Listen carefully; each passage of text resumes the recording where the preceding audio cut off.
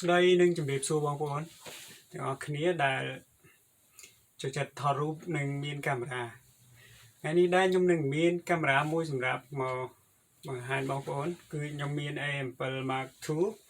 អូខេប្រហែលជាអាចមើលពីច្រាសហើយនេះខ្ញុំនឹងនិយាយពីចំណុចល្អហើយនិងចំណុចដែលខ្ញុំអត់ពេញចិត្តរយៈពេលដែលខ្ញុំប្រើវាមួយចំនួនហើយខ្ញុំប្រើមិនទាន់បាន3ខែតាមត្រូវទេខ្ញុំប្រើអស់ច្រើនកាមេរ៉ាខ្ញុំគ្រាន់សាកប្រើមើលគឺខ្ញុំប្រើមុនដំបូងខ្ញុំប្រើ Canon Canon ខ្ញុំប្រើ 200D អូខេរួចហើយខ្ញុំមកប្រើ Sony A6000 រួចហើយក៏ Sony A6000 ទៀតខ្ញុំបានលក់ឲ្យមិត្តភ័ក្តិតែខ្ញុំក៏ទិញមកមួយទៀតចឹងរួចហើយខ្ញុំមកប្រើ Canon 80D គឺជា Canon ប្រភេទ professional គេហ្នឹងហើយខ្ញុំកាន់ថតធម្មតាខ្ញុំមិនមែនអ្នកអាជីពអីទេខ្ញុំកាន់បែបថតលេងថតកម្សាន្តទេពេលយើងអបសុកអីទៅវាជាចំណង់ចិត្តរបស់យើងម្នាក់អូខេហ្នឹងហើយបន្ទាប់ពីCanon 80D ហ្នឹងទៅខ្ញុំមាន Nikon ជាស៊េរីដែលខ្ញុំគិតថា Nikon ដែលខ្ញុំកាន់គឺអត់នឹងគេបំផុតនៅក្នុងកាមេរ៉ាដែលខ្ញុំកាន់ទាំងអស់នោះ Nikon 5300នៅវាច្បាស់ដែរប៉ុន្តែវាការ focus របស់វាអត់មែនទេនៅពេលដែលយើងចង់ថតនៅចំណុចណាមួយអញ្ចឹងវាអត់ចាប់ឲ្យតែជួនកាលវាទៅវាចាប់មកវឺបហើយស្ងាត់ជ្រាបបណ្ដោយគឺដូចស្ដោកនៅនឹងបណ្ដោយអត់មាន focus អីទៀតទេគឺការ focus របស់ Nikon អត់មែនទេដោយសារយើងកាន់ស៊េរីអត់មិនដឹងដែរប៉ុន្តែស៊េរីហ្នឹងវាមាន Wi-Fi មានអីគ្រប់បែបយ៉ាងសម្រាប់យើងប្រើហើយអូខេឥឡូវយើងមកនិយាយពី Sony នេះវិញនេះគឺជា Sony mirrorless full frame របស់ Sony A7 Mark II នឹងហើយជាកាមេរ៉ា full frame sensor កន្លងមកខ្ញុំកាន់ APS-C អានេះគឺមកជាមួយនឹង lens 2870របស់ក្រុមហ៊ុន Sony អូខេ2870 f-stop 3កន្លះវារំកិលរហូតដល់5កន្លះ 5.6 នៅពេលដែលយើង zoom ដល់70ហ្នឹងហើយ sensor វានៅខាងក្នុងនេះគឺជាកាមេរ៉ាដែលមុនដំបូងគេថាល្អរបស់គេអ្នកអាជីពគេប្រើហ្នឹងហើយ full frame មិនសូវមានណាកាន់ទេនេះគឺជា sensor របស់វាគឺធំល្អណាធំស្ទើរតែពេញប្រឡោះម៉ោនបណ្ដោយ Sony មិនថាតែ full frame មិនថាតែ APS-C ទេគឺគេព្យាយាមឲ្យមាន mount ប្រើដូចគ្នាគឺ E mount គ្រាន់តែ E mount របស់ full frame មួយ E mount របស់ PSC ចឹងណាវាខុសຂະຫນາດ sensor បើស្អីយើងយករបស់ full frame ទៅដាក់នៅក្នុង APS-C វាកើតហើយមិនចាំបាច់កែកុនអីទេគ្រាន់តែវាចាប់នៅប្រឡោះកណ្ដាលរបស់ lens sensor វាអត់ពេញចឹងណាបើស្អីយករបស់ PSC មកដាក់ full frame នេះគឺវាពិបាកបន្តិចត្រង់ថាវារូបវាអត់ពេញ sensor របស់វា sensor វាធំអូខេឥឡូវយើងមកនិយាយពីចំណុចល្អរបស់វាសិនធ្វើមកល្អហើយ body គឺស្អាតចាប់ទៅមាន grip ធំសម្រាប់ចាប់ខ្ញុំចូលចិត្ត grip ធំដែររាងស្អាតធ្វើរាងមកស្អាតល្អហើយស៊េរីក្រោយធ្វើរាងដូចគ្នាចឹងដែរដូច A7 Mark III A7R Mark III ហើយឥឡូវចាញ់ A7R Mark IV មកទៀតហើយចាញ់ A7S Mark III ទៀតវ៉ាវវីដេអូកប់ 4K ពួកហ្នឹងវ៉ាវអានេះគឺវីដេអូរបស់ full frame នេះបានត្រឹមតែ 1080p ទេ Full HD អូខេគឺវាចាត់ទុកថាវាល្អហើយ smooth ល្អប៉ុណ្ណឹងហើយរូបថតដែលបានពី A7 Mark II នេះគឺវាច្បាស់ល្អមែនតើដោយសារតែវា full frame ហើយជ្រុងជ្រោយនៃរូបភាពដែលបានមកពី sensor full frame គឺវាល្អលើ APS-C yeah คือเป็นนังเตะให้ภาษายังทอดเริ่มทอดมาได้ยังกึศาเลือดำเนินการบ่ยังไงบ่ยังปลาตะการอาชีพยังกึศาvề riêng tiêm tích đấy lấy sớm lấy cái chiên đó là ấy thì có đã lại về món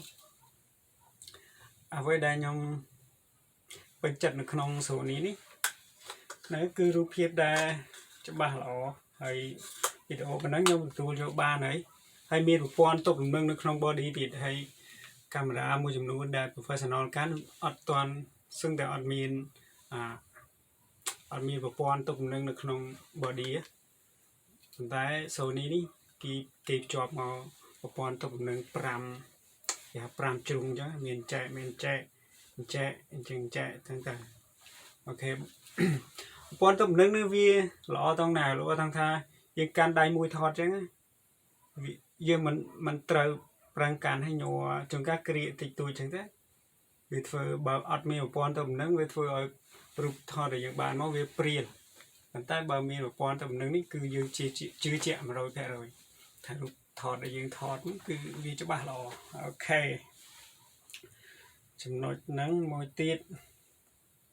ให้โซนี้นะครับtrong ban camera bọtไอ้กล้องมันจะเห็นใจไอ้พวกบอลตัวมือเขาโซนี้นี่คืออัดมินเด็กคือไอ้กล้องไว้บอดบานตั้งแต่หลังลื้อวันไหนเต้โอเคให้หนึ่งจบของมาปันไหนวิสูช่วยมีเพียงมีสูต้องยืงถอดจุงกระปูใช่ให้ยืมมือให้บอดไอ้กรองมากรองใช่บอดมาเลยใช่สูยังถอดจุงตีบเนี่ยจุงตีบใช่ยังถอดมาสูชงกมืออย่างนั้นเลยที่เปิดบานปันนั่งทีให้บานเปิดไฟสนอลมือจุงนู้นคือเอาบอดส่งไปแต่ผมมวยผมมวยใช่จะลอง Canon ผมมวยดีไฟดีคือ professional จบจังมั้งเกี่ยวจำบัดตีบอดตัวจะมาโอเคโอเคอันนั้นยังบัดดังได้สำหรับตัวเลยกี่ถ้าทายพวกนั้นจะปลาหมอจังการทดสอบยังได้สำสารแต่ในทอดกูซาบ่อยยังคือmà là môn của sống hay anh ấy miền wifi hay miền NFC tít nên lấy ní bây giờ vô smartphone Android mốt có bậy cù được mốt bậy thằng khăn về mốt hay ai tây rụp hiệp bàn phim hay miền app free của Sony tít đâyยังai chụpยังai download app nó cho smartphone hayยังai tây rụp thọt bàn từ phimได้ยังถอดบานนะโดยมันจำบัด copy ไปคอมพิวเตอร์ได้โอเคvậy tớiចំណុចแบบเป็นchất cáiมือจันโดยកាមេរ៉ាបំពាក់មកនៅ sensor full frame នេះយើងថតនៅពេលល្ងាចគឺវានៅតែមានភាពច្បាស់ជាងAPS-C ហ្នឹងហើយដែលក្រាប់គេហៅថាក្រប sensor ពួក sensor ទីទួយនេះគឺ sensor ធំវាទទួលវាមានពលឺគ្រប់គ្រាន់ដែលអាចទទួលភាពទូរូបភាពដែលយើងថតនៅពេលដែលពលឺគ្រប់គ្រាន់ហ្នឹងបានហ្នឹងហើយគឺថាវាសមប៉ុណ្ណឹងក៏អ្វីដែលខ្ញុំទឹកចិត្តគឺមានតែមួយចំណុចទេប៉ុន្តែបើបងប្អូនអាចនឹងទៅច្រើនអាចចង់បានអេក្រង់បតចឹងណាហើយមានអានេះមាន electronic viewfinder អូខេនេះវាមានប្រឡោះមើលឡើងនេះcopy DSLR វាមើលដោយមិនចាំបាច់បើកអេក្រង់មិនចាំបាច់បើកកាមេរ៉ាតែនេះយើងត្រូវបើកកាមេរ៉ាតែវាមើលឃើញនៅប្រឡោះនេះព្រោះវាជា electronic នៅពួកមានលេសចាធ្វើអញ្ចឹងហើយចំពោះ mode ផ្សេងៗចាំខ្ញុំប្រាប់នៅពេលក្រោយហើយអ្វីដែលខ្ញុំមិនសូវពេញចិត្តនៅក្នុងApple Mark II នេះមានតែមួយគឺនេះគឺថ្មបងប្អូនខ្ញុំអត់ពេញចិត្តសោះហើយវាយកថ្មសេរីមុនសេរីថ្មកាមេរ៉ាតិចតួចបែបមានលេស complex កាមេរ៉ាប្រើរួមជាមួយគ្នាបានបងប្អូនគិតមើលហើយយកមកដាក់ កាមេរ៉ាប៉ុណ្ណានៃបែប professional ប្រើបានប្រហែលប៉ុសថតបាន3-400ប៉ុសផងអស់បាត់នឹងចំណុចអន់មែនតើហើយបើ A7 Mark III ឡើងមកគឺវាដាក់ថ្មធំហើយដាក់ថ្មអីគេ EP set 100ណា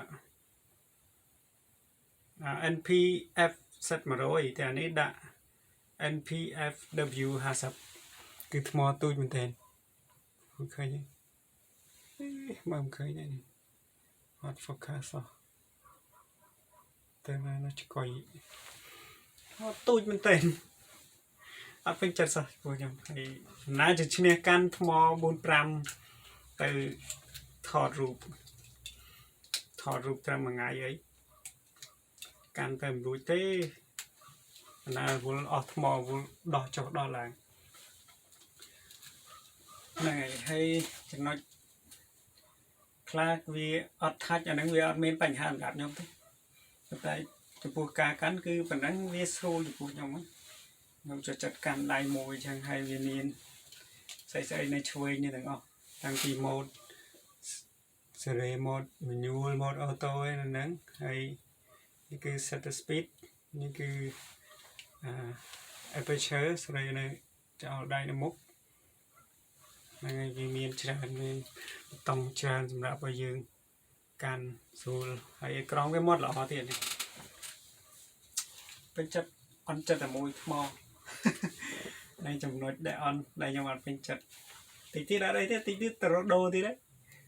ដូរយកSony ប្រហែលជាយក Sony A7C ព្រោះវាទូចជាងនេះហើយវាຂະຫນາດ complex វាកាត់អានេះចោល A7C គឺស្មើនឹង A7 Mark III A7C គាត់តែ body វាទូចបើចាប់ពី A7 A7 II A7C ឡើងទៅគឺ body ដូចគ្នាទាំងអស់អត់មានខុសឡើយណាទេអាចចាប់អាគ្រីបចាប់នេះក៏ធំដូចគ្នាដែរខ្ញុំពេញចិត្តរូបនេះមែនទេចង់បាន A7 Mark III ប៉ុន្តែវារៀងថ្លៃតិចក៏ចាំមានលុយសិនចាំទៅដូរស៊េរីទៀតខ្ញុំគិតថាចប់ប៉ុណ្ណឹងហើយចាំខ្ញុំទៅថតមានរូបថតអីទៀតចាំខ្ញុំ review ជូនបងប្អូនដើម្បីស្វែងយល់ពីកាមេរ៉ាទាំងអស់គ្នាគឺថា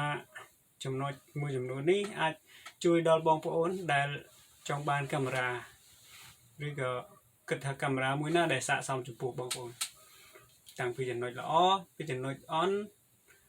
តាមពិតទៅកាមេរ៉ាមួយគឺវាមិនអាច perfect ចំពោះយើងទាំងអស់ទេវាតែមានចំណុចមួយដែលយើងអត់ពេញចិត្តហ្នឹងហើយប៉ុន្តែយើងទទួលយកវាបានអត់នៅក្នុងចំណុចមួយហ្នឹងនឹងបើទទួលយកបានកាត់វាទៅ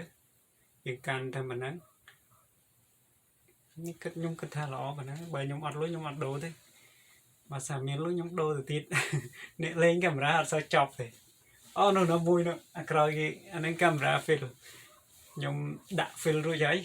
ខ្ញុំដាក់ថ្មរួចហើយដែរជាកាមេរ៉ាដែលគេផលិតនៅក្នុងឆ្នាំ1971 72 73ហ្នឹងខ្ទង់ហ្នឹងហើយវាសល់ប្រើដល់ឥឡូវជិត60ឆ្នាំហ្នឹងគេនៅតែប្រើបានខ្ញុំថតបាន3ប៉ុសហើយចាំខ្ញុំថតអស់ខ្ញុំយកទៅផ្ដិតឲ្យផុសឲ្យបងប្អូនមើលថាតើកាមេរ៉ា fill វាស្អាតប៉ុណ្ណាយ៉ាអូខេឥឡូវខ្ញុំគិតថាចប់ត្រឹមហ្នឹងហើយបាយក៏សូមជម្រាបលាបងប្អូនទាំងអស់គ្នាបាទជួបគ្នាវីដេអូក្រោយសូមជួយមើលនិងជួយ Subscribe ផងព្រោះវីដេអូនេះ YouTube នេះគឺអត់មានពាណិជ្ជកម្មទេដោយសារខ្ញុំអត់បានធ្វើរលុយទេ